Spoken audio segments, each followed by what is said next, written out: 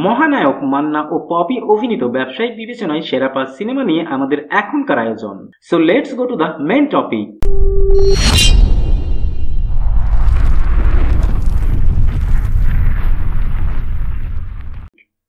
বাংলা চলচ্চিত্রের অঘোষিত বাদশা ও মহানায়ক মান্না তার ফিল্মি ক্যারিয়ারে ৩০০+ সিনেমায় অভিনয় করেছেন, আর এই সকল সিনেমায় তিনি প্রায় ৬৭ জন নায়িকার সাথে অভিনয় করেছেন।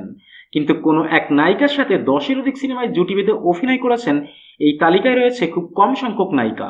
তাদের মধ্যে চিত্রনায়িকা সাদিকা পারভিন পপি অন্যতম।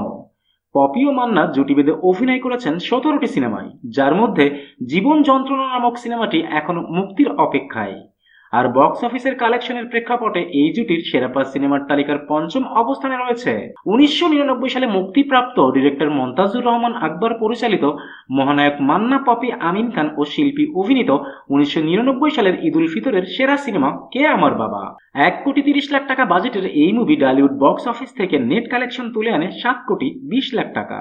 তালিকার চতুর্থ অবস্থানে রয়েছে ২০০৮ সালে মুক্তিপ্রাপ্ত ডিরেক্টর রকিবুল আলম রকিব পরিচালিত মান্না, পপি, শিমলা ও মিশা সওদাগর অভিনীত সিনেমা শ্রেষ্ঠ সন্তান। মান্নার মৃত্যুর ঠিক এক সপ্তাহ পরেই মুক্তি পেয়ে মুভিটি হিউজ বিজনেস করে। মুভিতে মান্না ও পপির অভিনয় দারুণভাবে প্রশংসিত হয়। আর ১,৫০,০০,০০০ টাকা বাজেটের এই মুভি ডালিউড বক্স অফিস থেকে নেট কালেকশন তুলে আনে ৭,৩০,০০,০০০ টাকা।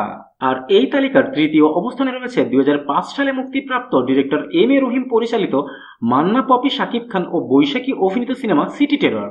১,২০,০০,০০০ টাকা বাজেটের এই মুভি ডালিউড বক্স অফিস থেকে নেট কালেকশন তুলে আনে ৭,৫০,০০,০০০ টাকা।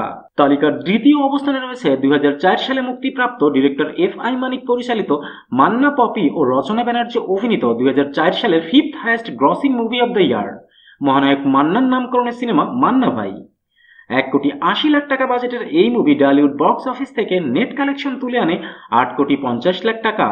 অ্যান্ড ফাইনালি মহানায়ক মান্না ও পপি অভিনীত সেরা ৫ সিনেমার তালিকার নাম্বার 1 পজিশনে রয়েছে ১৯৯৯ সালের ২৭শে আগস্ট পবিত্র ঈদে মুক্তিপ্রাপ্ত ডিরেক্টর মালেক আফসারি পরিচালিত মান্না, পপি ও শাহনাজ অভিনীত মান্নার নিজের হাউস গীতাঞ্জলি প্রোডাকশনস থেকে নির্মিত ১৯৯৯ সালের 4th highest grossing movie of the year Lal Badsha.